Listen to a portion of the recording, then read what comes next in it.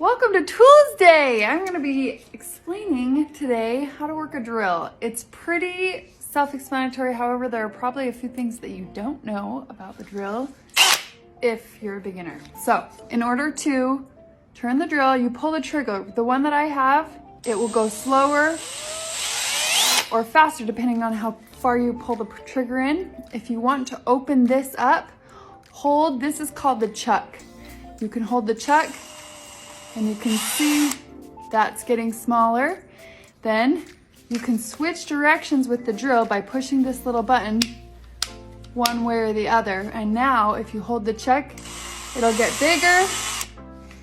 And then you can insert your drill bit, close it up,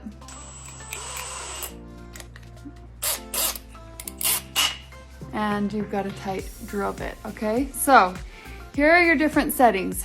This right here is the speed that you want your drill bit to go. 1 is a low speed, 2 is a high speed.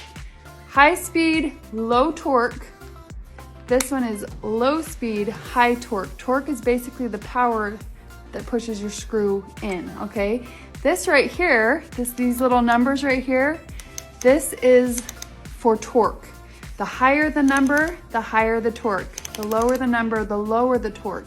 So if you're gonna be screwing something into, say, drywall, you want it to be on a lower number because you don't want it to push too far into the drywall. If you're going into like a hardwood, you want it to be at a higher torque because it'll be more powerful.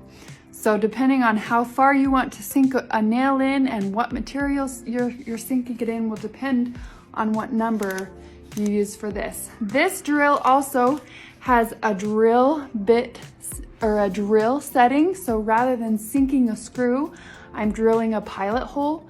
That's what I would use for this. And mine also has this little setting, which is for which is called a hammer drill, which is a different setting that exerts more power so that you can drill or screw into really, really hard materials like concrete or brick.